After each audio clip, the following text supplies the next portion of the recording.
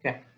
Um, Good afternoon, everyone. I am Vivek Polshettiwal, Associate Professor of Chemistry at Tata Institute of Fundamental Research, TI from Mumbai, and I will be conducting today's meeting with Professor C. Malla Reddy from IISER Kolkata and Professor Ayan Datta from IICS Kolkata.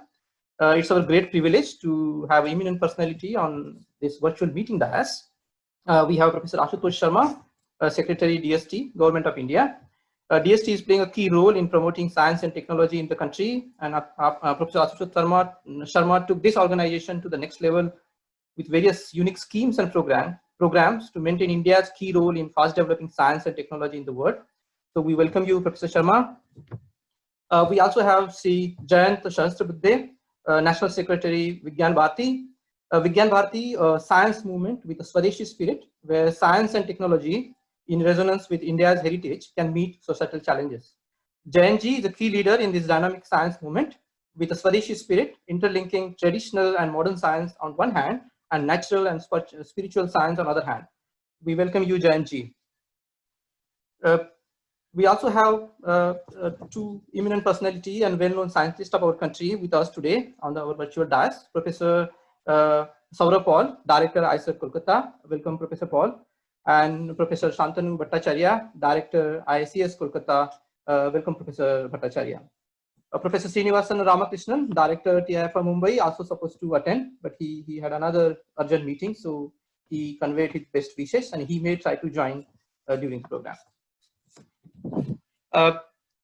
Life, the most complex form of a matter in the universe, is on course for its inevitable extinction unless we human, the chosen one, can agree to live within the limits of nature's rules. And chemistry plays a central role in combating these challenges, such as energy, health, and environment. India has a great history of a science in ancient times, and Rasayana, the chemistry, is one of the key subjects that was extensively studied and explored in ancient India. Somehow we have forgotten our ancient knowledge and start following Western science. We transform ourselves from leaders in knowledge to followers in the last few decades. The objective of this meeting is to know and learn chemistry in ancient India. We have 5 experts in the field of ancient chemistry. They are well-known scientists in the modern chemical sciences. Although we will introduce each of them in detail before their individual talk, I take this opportunity to welcome Professor B.N. Jagtap, Professor R.V. Husur, Professor Sarkar, Professor Shraddha Srinivasan, and Professor V. Ramanathan. Thank you very much for agreeing to deliver the talk, and we are all eager to listen to you. I also take this opportunity to thank you, welcome and thank you Dr. Diksha Gupta from American Chemical Society and Dr. Aparna Ganguly from Royal Society of Chemistry. Now I'd like to kindly request Professor Ashutosh Sharma to deliver his inaugural speech. Thank you, Vivek. So while you call it inaugural speech, there is a disclaimer. The disclaimer is that I'm not an expert neither in chemistry nor in ancient India. So having said that, that certainly I would like to share some thoughts about what I think is this whole area and what is it that we can gain from there and how we can take it forward. Now, first thing about this being chemistry, this is actually interesting or a little bit amusing. You know, there is this survey which is going around about the top 2% scientists in the world and in the country. I had the misfortune of finding myself at number 2 in chemical physics. Now, so I was saying, I have no relation to chemical physics. So I don't know how they decide what is chemistry, what is physical chemistry, what is chemical physics, what is chemical engineering, what is material science, what is in fact the condensed matter physics, and so on, right? So anyway, I thought that if they put me in some other group that perhaps I would do better than very competitive areas like chemical physics and so on. But you see, whole point is that there was a time when these very rigid boundaries of science did not exist. So when I think about the times that we are talking about, what were the strengths and what were the weaknesses?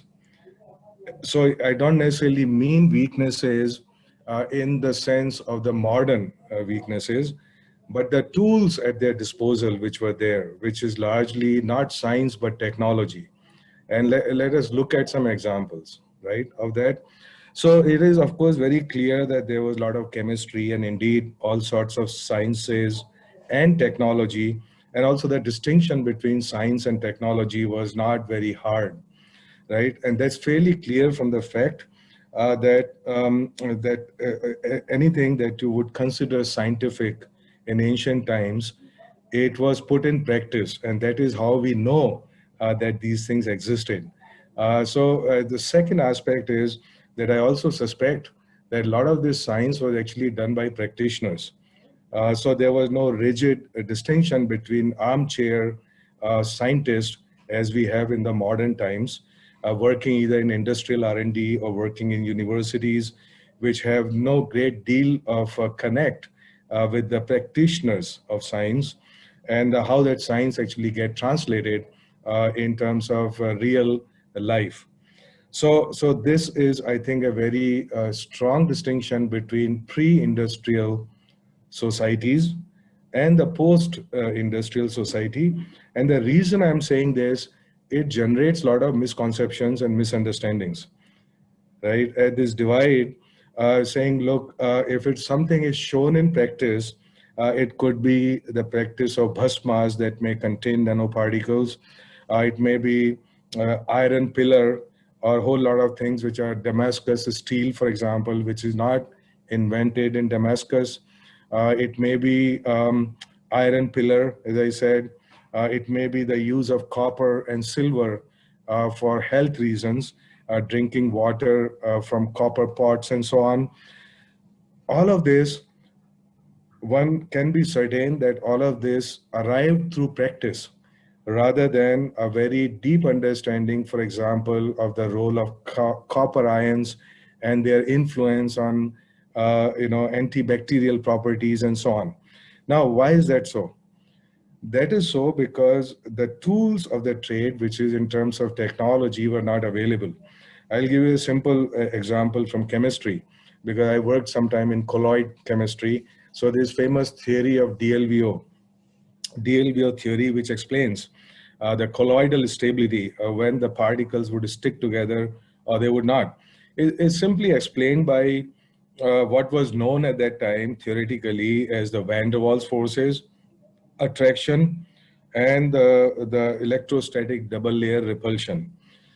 Now, I mean, going forward, once we got AFM and you can directly measure forces between particles, then you have all these, STM and new tools.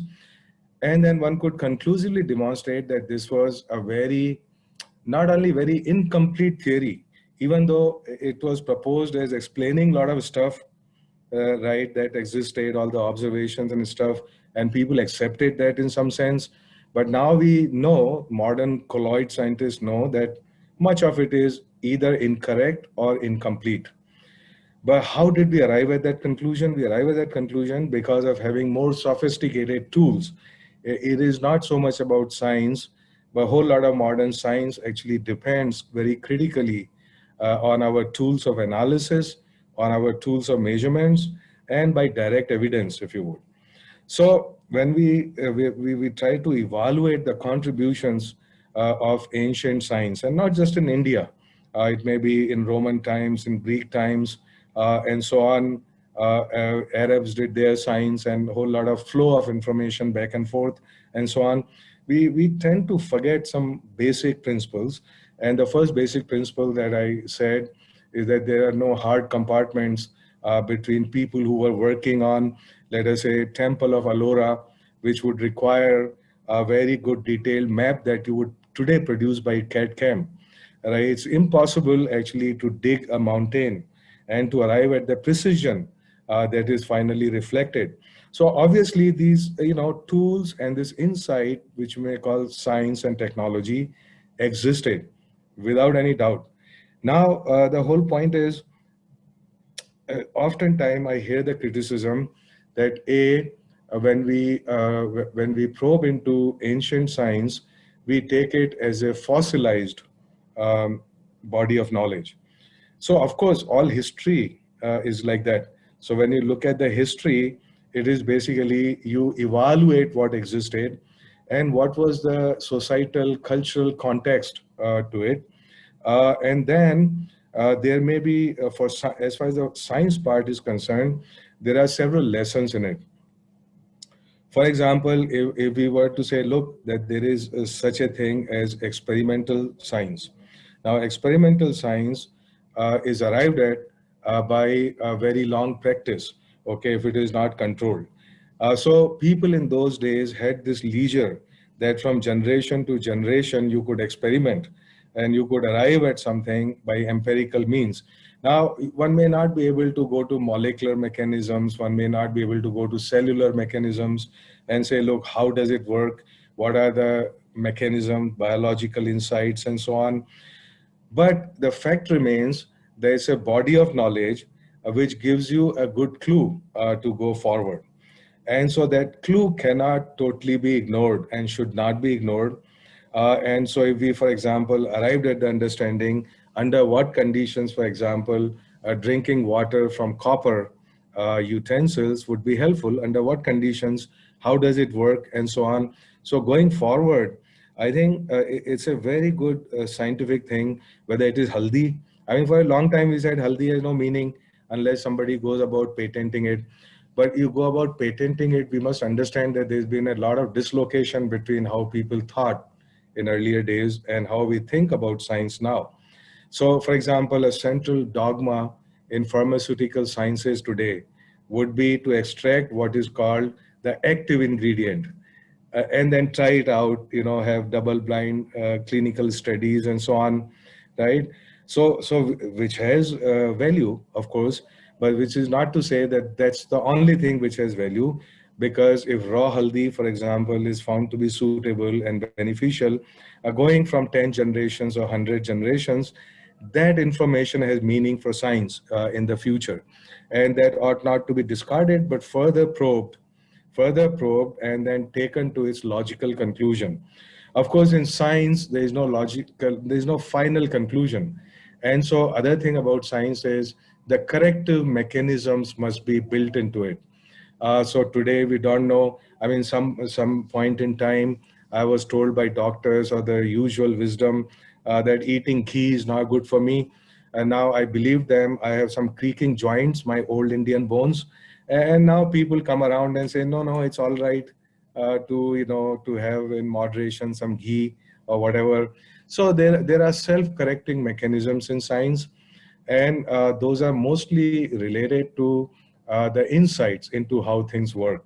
And so those insights and those self-correcting mechanisms, indeed, and the tools for exploration ought to be built into all of this by knowing where we started, by knowing what the status was, what were the things that worked or did not work, and so on. So, so-called rigorous methods of science could certainly be applied. Even the processes of science. Um, so the thing that I really derive from this old wisdom is today only I was discussing the fact that we don't have actually today in India a great weakness in generating knowledge or creating knowledge. And this was actually a webinar on rural technologies and how do we empower them and so on. Now, this is actually a issue which is so closely related to what we are discussing if you think about it a little bit. The reason is it's not because of the lack of technologies that exist, or even the lack of technologies that we could rapidly, come up with if we knew what the demands were. See, this understanding of what our needs are, it actually comes from society. And once a society gets divorced from science, because now science works in TIFR, it works in my lab, it works somewhere, it works in industrial settings and so on. And a whole lot of time, we don't really know what is actually relevant science that would solve problems, what would be the directions and contours of such a science. And this is actually the weakness because of which we are not able to actually effectively address the concerns of our rural friends those problems, because we neither know about the problems nor what the relevant solutions that would make sense on the ground. So this is one of the, I think, compelling lessons that I see going back in ancient way of doing science. It is not about the content of science which was done, but it is a process of science and its connection with the stakeholders of science, which is even more important, I would say, actually going forward for the needs of society, than merely saying that, okay, we knew this or we know that, and today we know everything, right? But knowing that everything is not sufficient unless it finds a very compelling connections with everybody else. And so this is how people did it. Of course, there were universities, Nalanda, Takshila, Vikramshila, dozens of them. But I suspect, and this may be a matter of good research, that they were actually connected to the grassroots, because they were not only doing what we call actually science today, they were actually dealing with human life holistically, which means it is to know, how to be happy, how to satisfy your requirements. If those requirements are material, then you look at what we call the scientific or technological aspects. But you also say, look, how those technological inputs and instruments would actually translate into enhancing the quality and value of my life. So that the divide between knowledge generation and knowledge consumption, and knowing what is relevant, and having the patience to work on it for 10 generations, year after year, decades after decades, as a labor of love. Those are the compelling, lessons that I would say is something that we could, as a scientist, that I hope to inculcate in order for it to be more passionate, more devoted, more committed science, if I may use these words. Um, so I don't know how much time I need to speak. You have some idea? Another 2 minutes, Professor. Okay, okay, 2 minutes, very good. Um, because, see, and another aspect of looking at science in ancient times, and again, I would not try to divide it between chemistry and so on, because chemistry gets into health, chemistry gets into textiles, chemistry, and that is how actually the motivation for all the old science came. So we must not say today we start from science and then go there to textiles, to wherever, to metal, copper. But in the old times, the science was driven by those. So it actually came, the order came from there, if you would, right? I'm not talking about philosophy of science, which is a different aspect, which is an armchair aspect, if you would. I'm talking about the practice and evolution of science.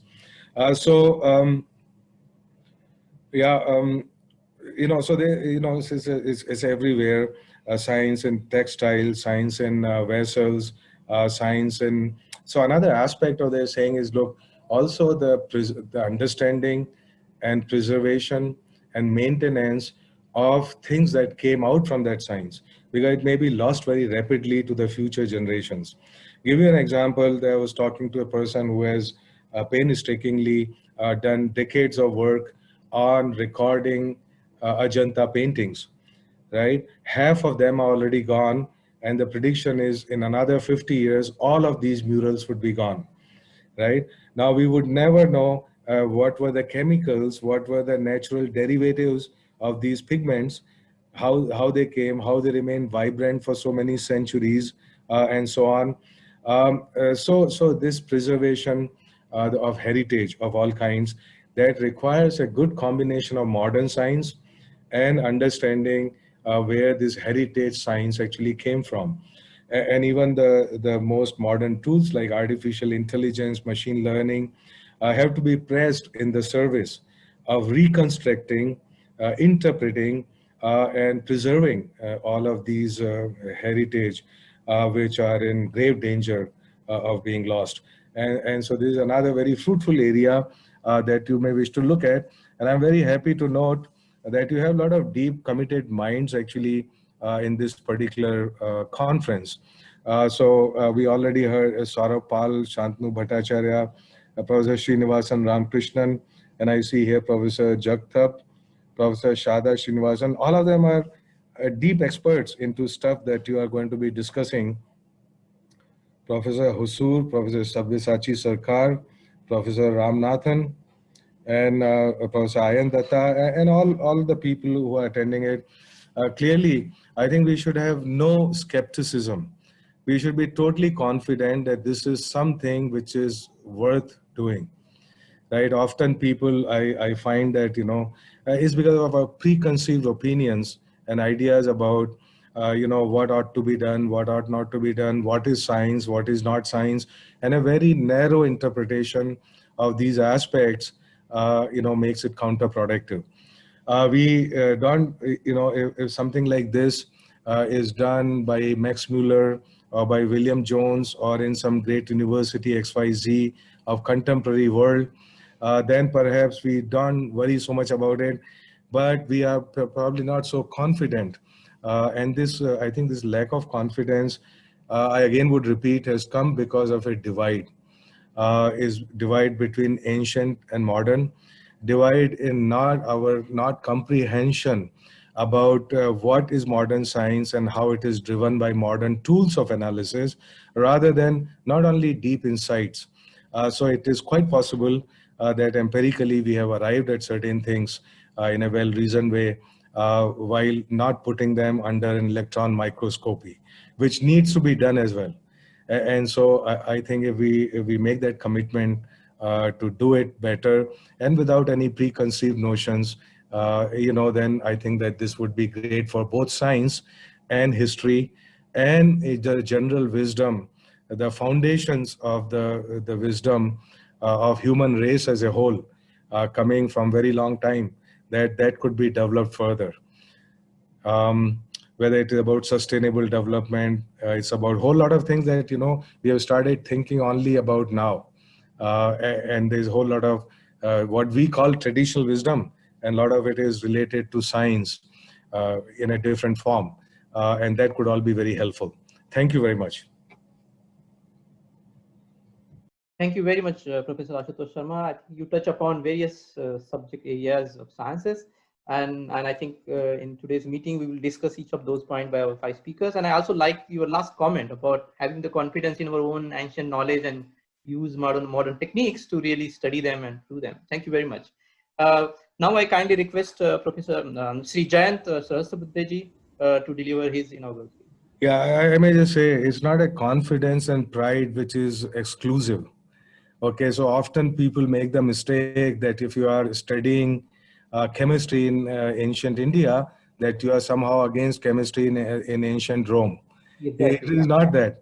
Okay, Yes. so one should clearly understand that aspect, that well-deserved pride and confidence and learning that comes from there is not exclusive. It does not exclude other people. That my pride does not conflict with your pride. Exactly. That is a more inclusive approach is the best. Yeah, perfect. Yes. Thank you, Professor Sharma. Yes, Sri Jayant, I request Sri Jayant Sahasrabuddhe ji to deliver his speech. सभी को नमस्कार। मेरे पूर्व के वक्ता और अपने देश के विज्ञान प्रौद्योगिकी विभाग के सचिव आदरणीय डॉक्टर आशुतोष जी शर्मा, अपने इस कार्यक्रम में पधारे हुए सारे विद्वान वक्ता और श्रोता सभी का मैं अभिवादन करता हूं। आज के दिन सर्वप्रथम मुझे स्मरण हो रहा है डॉक्टर चंद्रशेखर वेंकट रामन का। आज उनका जन्मदिन है और बहुत ही महत्वपूर्ण ऐसी बात उनके बारे में जो मन में सदैव रहती है वो ये है कि वो स्वदेशी विज्ञान के पुरस्कर्ता थे। स्वदेशी भाव उनके जीवन में लगातार बना रहा और वह हम सबके लिए एक बहुत बड़ी प्रेरणा का विषय है। तो हमने उनका स्मरण आज के दिन करना ये बहुत ही उचित इस प्रकार की बात है। दूसरा, इस विषय के बारे में जब हम सोचते हैं केमिस्ट्री इन एंशिएंट इंडिया, तब स्वाभाविक ही आचार्य प्रफुल्ल चंद्र राय का स्मरण होता है, क्योंकि अपने देश में उन्होंने ही आधुनिक काल में सर्वप्रथम प्राचीन भारत में वेद काल से लेकर 16वीं शताब्दी तक रसायन विज्ञान के विकास की गाथा ग्रंथबद्ध की, शब्दबद्ध की।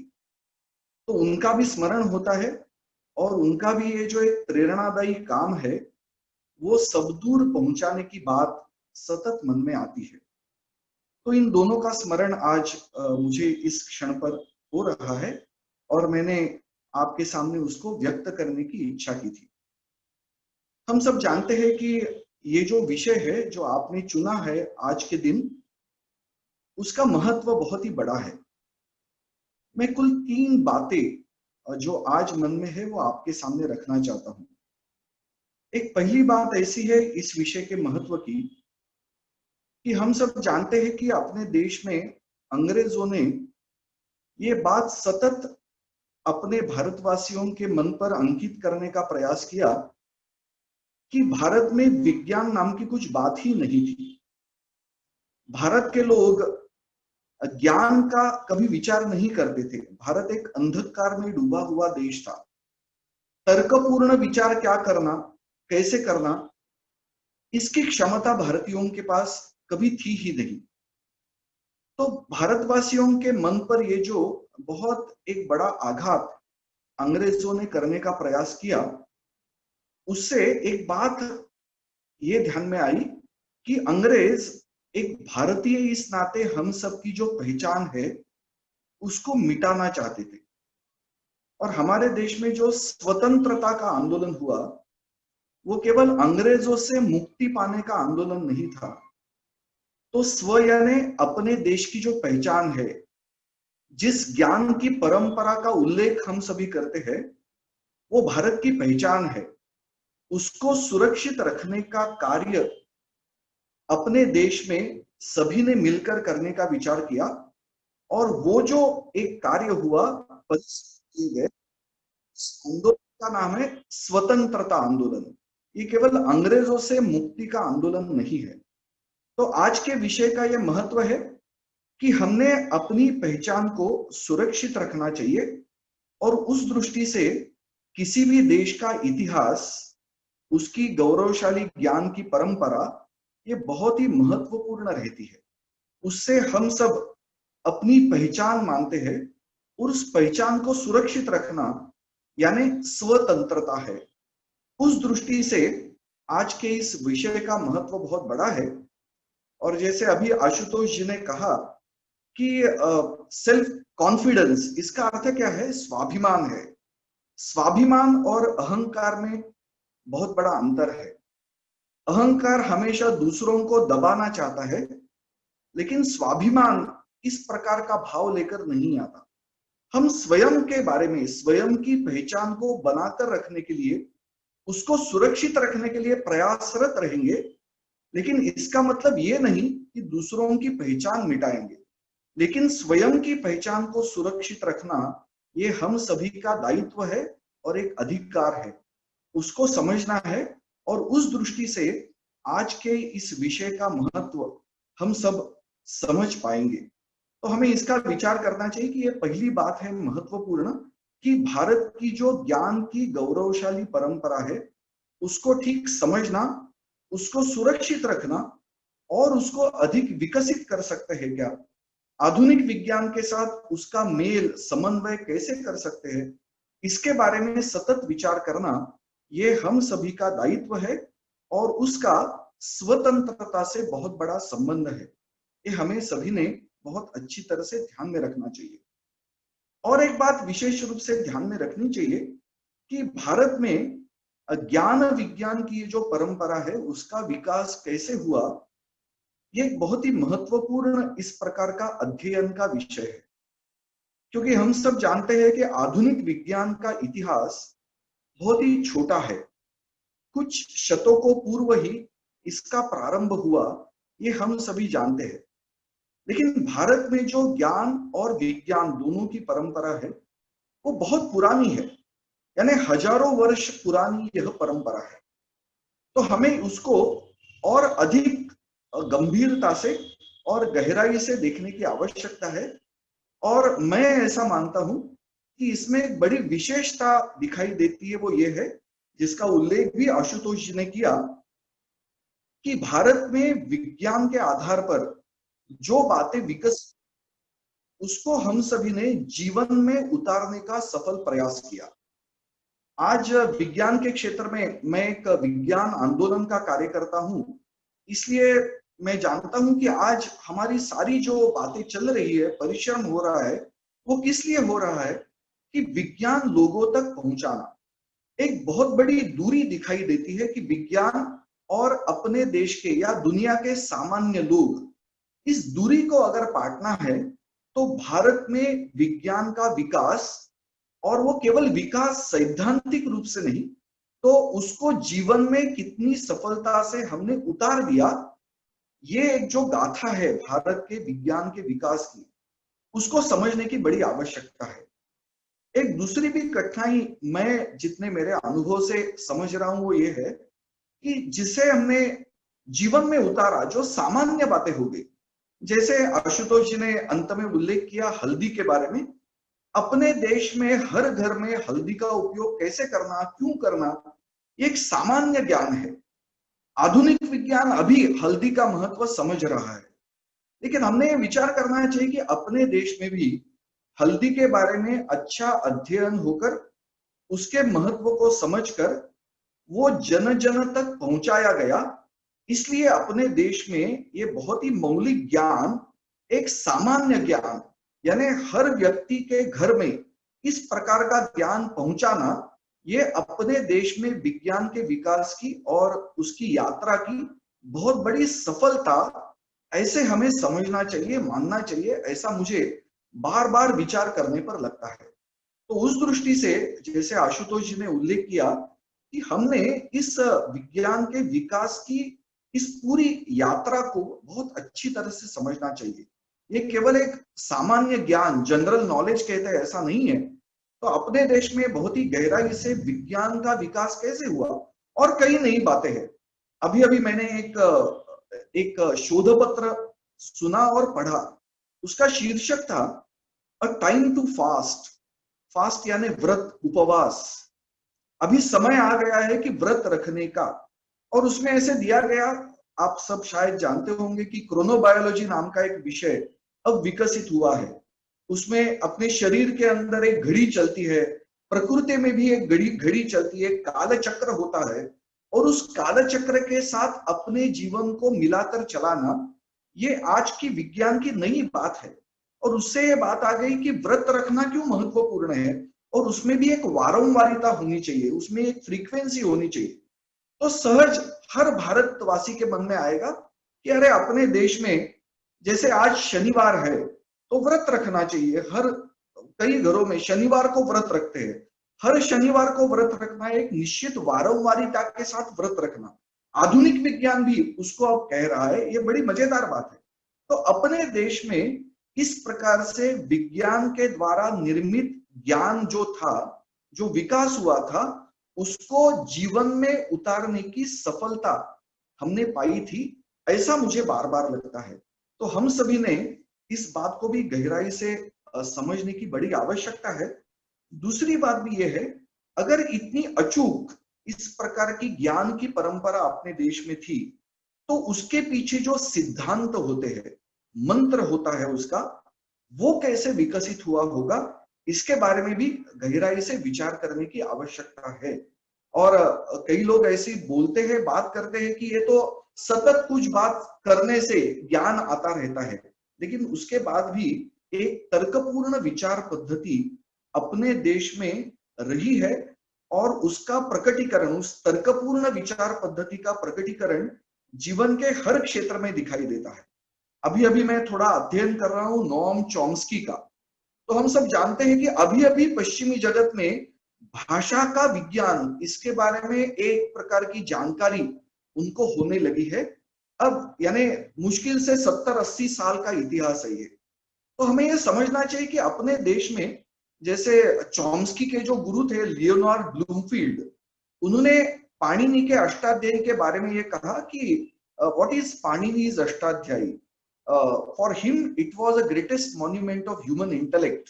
That is how he used to describe that Ashtadhyayi. तो हमने विचार करना चाहिए कि इतना तर्कपूर्ण विचार करने की पद्धति लगभग 3000 साल पहले पाणिनि के द्वारा प्रकट की गई। तो क्या पाणिनि के जीवन में ये प्रकट हो गई? उसके पूर्व भी इसकी कुछ परंपरा निश्चित रही होगी, ऐसा मैं जितना अध्ययन कर रहा हूं उससे मेरे ध्यान में आता है।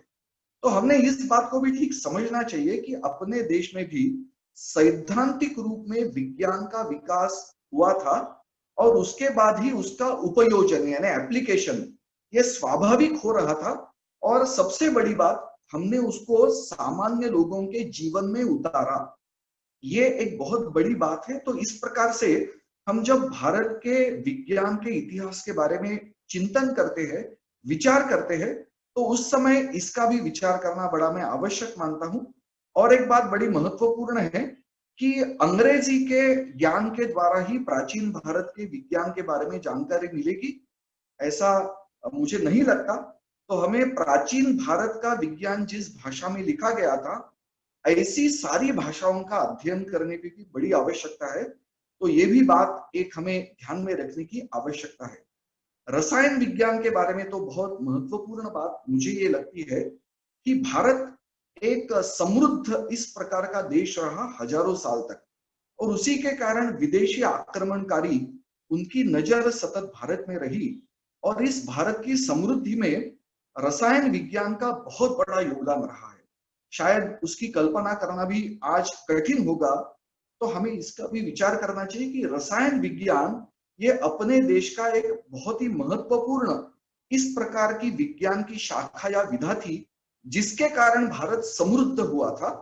तो ये भी एक बड़ा रोचक और गंभीर ऐसा विषय है कि जिसका अध्ययन हम सभी ने मिलकर करने की आवश्यकता है। और आज की ये संगोष्ठी बहुत ही सार्थक होगी ऐसा मैं मानता हूं, क्योंकि जो विचार मेरे मन में आए, ऐसे सारे विचारों पर आज के विद्वान वक्ता निश्चित ही प्रकाश डालेंगे, और उस प्रकाश में हम सब आगे बढ़ेंगे। क्योंकि अभी की जो राष्ट्रीय शिक्षा नीति आई है, उसमें ये निश्चित रूप से कहा गया है कि भारत की प्राचीन गौरवशाली ज्ञान परंपरा के प्रकाश में इस राष्ट्रीय शिक्षा नीति का निर्माण हुआ है, और उसी के साथ एक प्रकार से समन्वय रखता हुआ उस विचार के साथ आज के संगोष्ठी का ये आयोजन है। इसलिए मैं आप सभी को बहुत ही मन से साधुवाद देना चाहता हूं, और मैं ऐसा विश्वास रखता हूं कि आज की ये संगोष्ठी निश्चित ही सार्थक और सफल सिद्ध होगी। मेरे विचार यहाँ पर प्रस्तुत करने का अवसर आप सभी ने मुझे दिया, इसलिए आप सभी का बहुत ही बड़ा धन्यवाद। Thank you very much, Jayantji. Excellent speech and very inspiring speech. And I hope in today's meeting we will discuss more about the point that you raised. Professor Sharma, you wanted to say something? Yeah, Vivek, Jayantji ne jo abhi kaha, I just wanted to add to that. You see, for 17 centuries running, the Greater India produced the majority of GDP, global GDP. And not for 1, 2, or 5 or 7 centuries. This is evidence, right? So this is evidence. So if people here did not have the knowledge, if they did not even have scientific or technical knowledge, this total dominance of every kind of product would not have been possible. So this does not happen by a random something, there is a good reason for it. So anybody who say no, there was not, like Jayant ji ne kaha कि वो अंग्रेज से दिखाना चाहते थे कि हमारे पास कुछ नहीं था, तो ये एविडेंस अगर आप देखें तो ये बिल्कुल कॉन्ट्ररी है उसके. So this is something, it's a historical fact which is accepted largely, that for 17 centuries running, that Greater India, it produced the major part of global GDP, whether it's textiles, whether it is metals, whether it's any of these things. So there's a very compelling evidence for the fact that the society was based on knowledge. Yes. Thank you, Professor Sharma. I think we all agree with this, and I think this meeting will help to sensitize the people in this direction. Now I kindly invite Professor Saurabh Paul, Director IISER Kolkata, for his brief remarks. Yeah, thank you for inviting me to this talk. Am I audible? Yes, Professor. Am I audible? Yeah. Yes. All right. Thank you. And it was very nice to hear Ashutosh and Jayantji for their illuminating remarks. And I think indeed it's an extremely important meeting that is being organized by the Vigyan Bharati, and I think all of you, and DST, of course. DST has played a very important role here. And I'm very happy that my young friends are organizing, all of them from different institutes. And it's really a pleasure to talk to here, not as director IISER Kolkata, but as an individual also on this particular theme. I think it's a very important theme, and I've been talking about this in various fora, that it is not just chemistry. There is various branches of science which was very well developed in India. In fact, I was once looking at an algorithm. Many people think algorithm did not come from India, but there was an algorithm for algebraic equations which existed long back in a very different language. Of course, at that time, we did not have the kind of languages that we are using today, but the algorithm existed even in ancient India.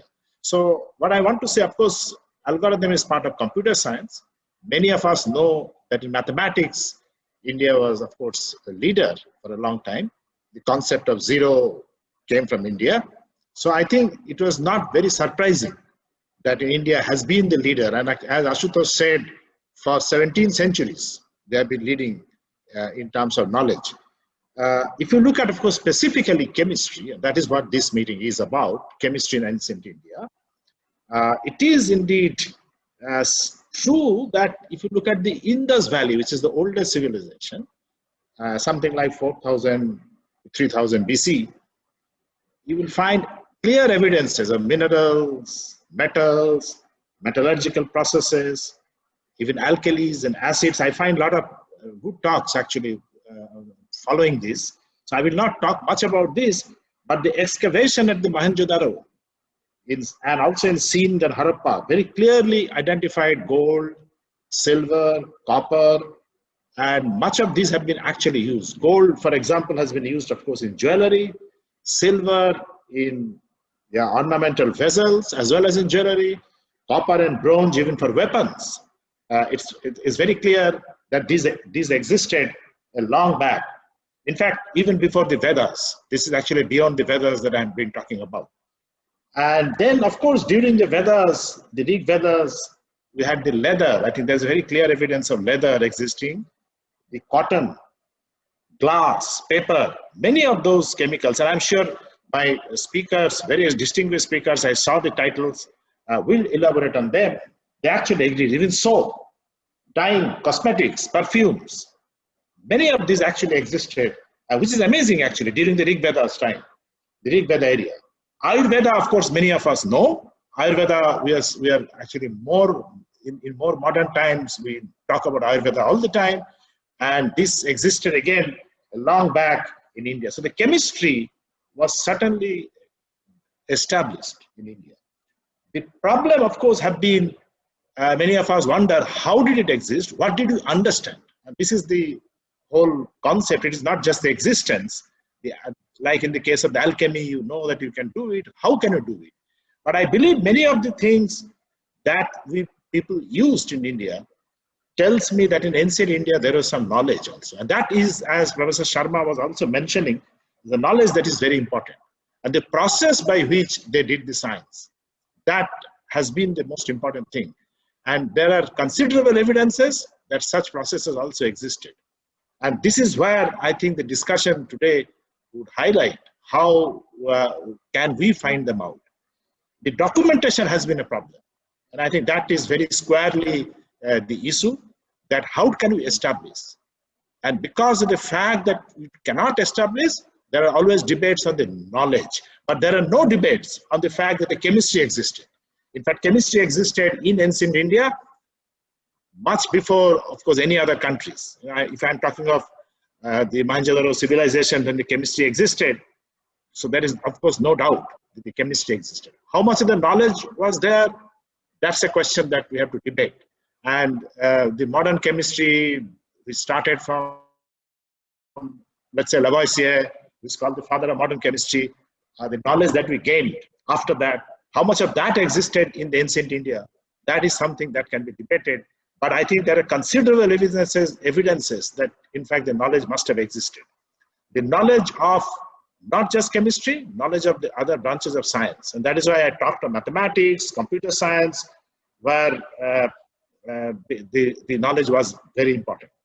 I think many of you know that the Nataraja statue has Panchadhatu, five metals which are there. The iron pillar of Delhi, that's also very famous. The paintings of Ajanta and Ellora, many of those depict that the chemistry in ancient India was very rich. And I'm very happy that, I'm not again the expert, as Professor Ashutosh Sharma said, and I'm also not the expert. I'm a person in chemical physics. As Ashutosh Sharma said, he went to chemical physics. In fact, I have a slightly different take on this 2% business. I figured in the list, but from IIT Bombay, where I don't exist now. I have retired from IIT Bombay, but my affiliation has been shown not where I worked for 33 years in NCL and not at IISER Kolkata. It's actually IIT Bombay, many of us know. So I think those are the ones that are globalizing, that we don't know where we exist in the affiliation, just like you probably don't know which area we are doing science. But I think the chemistry is, of course, the modern chemistry is certainly trying to make the science borderless. As all of you know, it is getting into material science, physics, mathematics, everywhere. Mathematics is coming in as a tools to chemistry, data science. So I think that, of course, is a very new phenomenon that is happening. But there is no doubt that in ancient India, chemistry existed. And I have given you clear evidences from the Mohenjo-daro to the Vedas and so on. And today, the modern organic chemists and the pharmaceutical people are all actually working on some of these drugs, which are basically from natural products. Many of them are Ayurvedic. And I think, so it's a very clear evidence that they work. The doctors, of course, many of the doctors also will certify. So I think in many senses, India was very advanced. And I hope this particular symposium and the session will establish that. I'm very happy to see a very large participants. In fact, there are many people I'm told they're trying to come in now and they have to re-register. So if the organizers can help them, to get them registered quickly, that would help. Because I just got information from many people who are trying to now come in and they have to re-register. So they're waiting for the email approvals and so on. I don't know, but I just thought I would inform you. So I think it's a very large number of people, 500 people. SES and RSC, of course, many of my good friends from SES and RSC are here. And I think many of my friends are here from different parts of the country. And DST has played a very, very important role. And I think DST has given a credibility, I would say, to this meeting. The fact that the Ashutosh himself inaugurated has lent the credibility to this meeting. And that is very, very important. You can have meetings, but it has to be credible. So I'm very happy that we are all here today, and I look forward to hearing the talks from the speakers who are experts in the area. Thank you very much, Vivek, Malla, and Anandatta, for giving me time to give a brief remarks. Thank you. Thank you very much, Professor Paul, for your very interesting remarks. Now I kindly invite Professor Santanu Bhattacharya, Director, IISc Kolkata, for his brief remarks.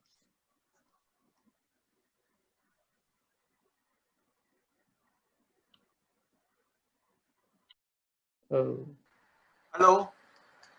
Yes, Professor, we cannot see you. Can you switch on your video, please? Very much there.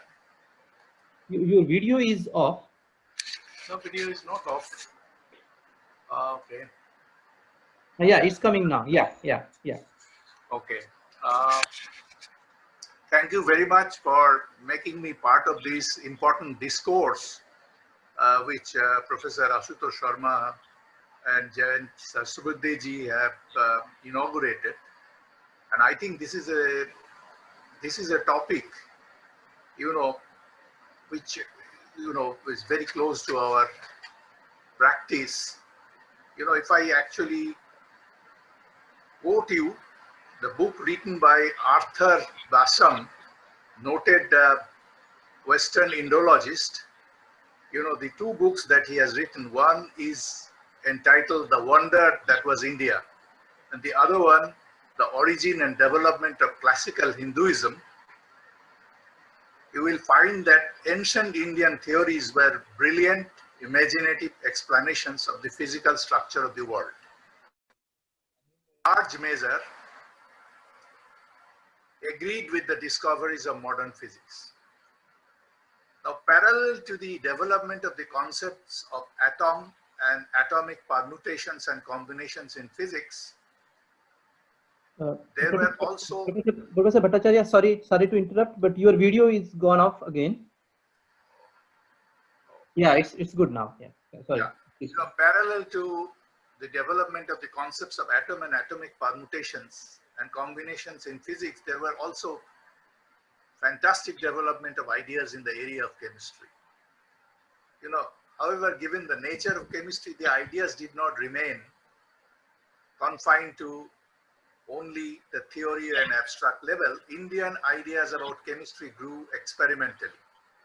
And the areas of application of the principle of chemistry where we can actually imagine this, from the examples that we read from history, the metal smelting, the distillation of perfumes, fragrant ointments, and even, we are a very sophisticated quality wine industry existed in India, the sura making, ink making, making of dyes, pigments, extraction of sugar, and so on and so forth.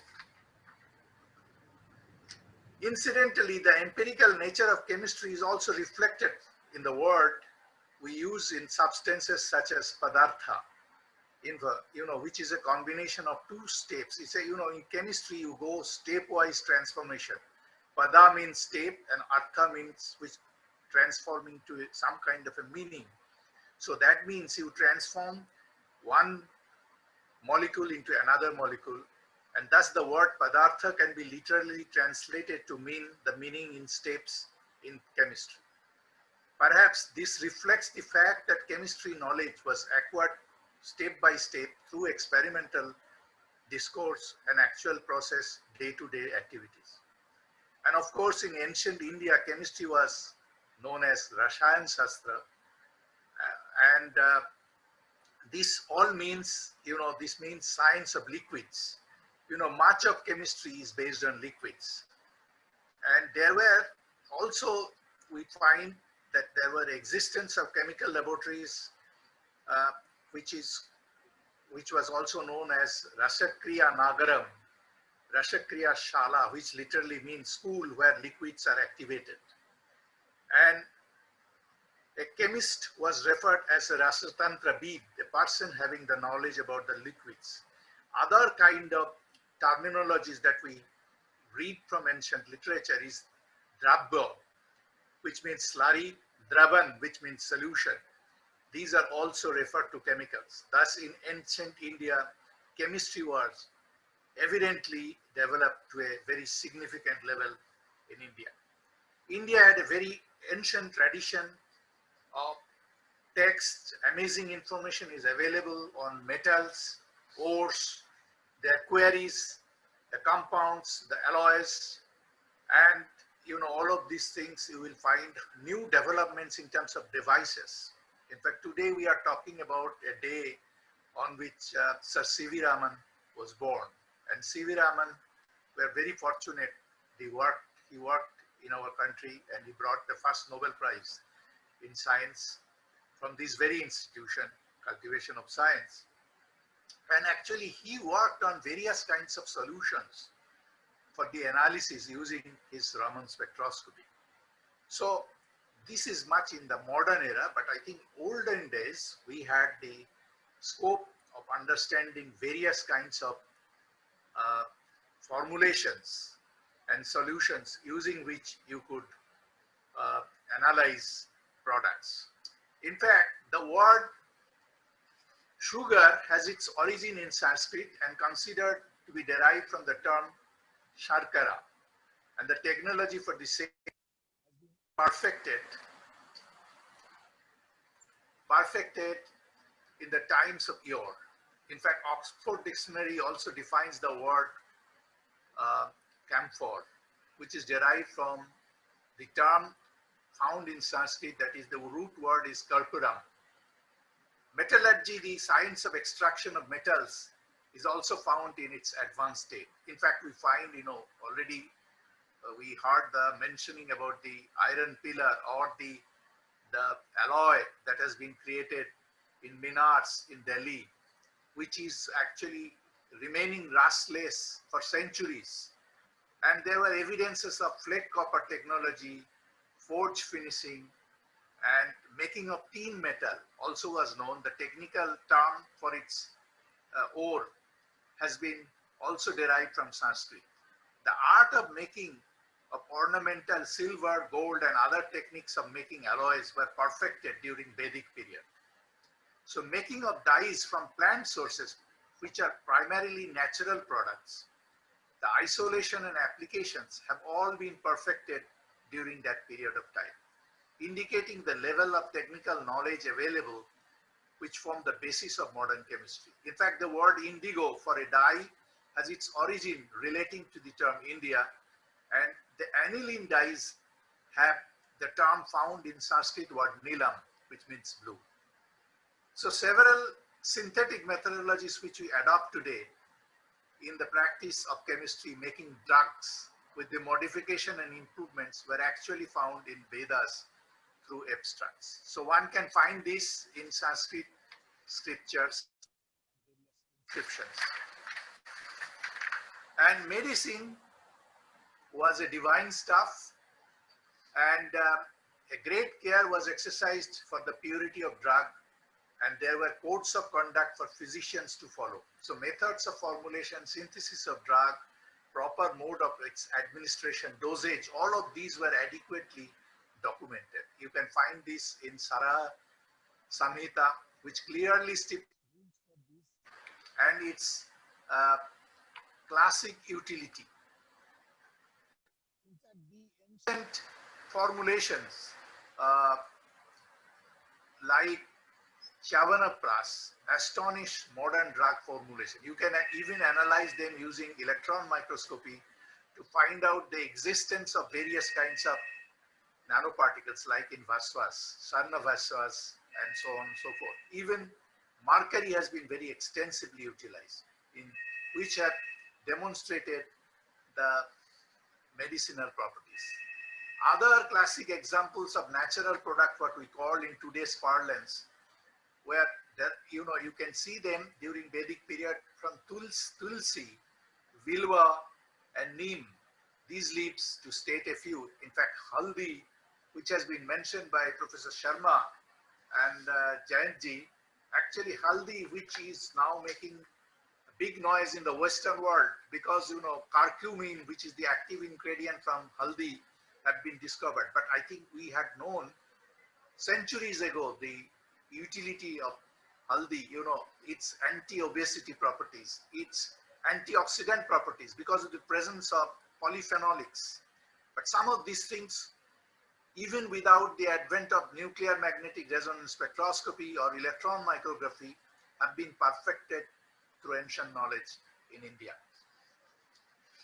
I think it's indeed a very important discourse that we are talking about today. We have big experts who are going to expose us, and it is indeed gratifying to be associated with such webinar, and particularly Professor Ashutosh Sharma taking the lead and validating through his own thoughts of wisdom, and in fact telling us that indeed 17th centuries India and Indian civilization, that is the greater India, was the major part of the global GDP.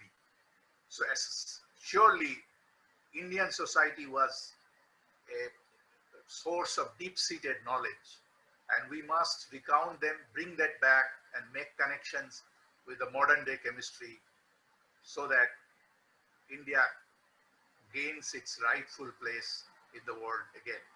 Thank you very much. Thank you very much, Professor Bhattacharya, for those nice words. Thank you very much. So with this, we end our inaugural program to inaugurate this conference, and we will move to the main program of the talks. So we will have 2 talks now, and then we will take a break of 10 minutes to continue with other 3 talks.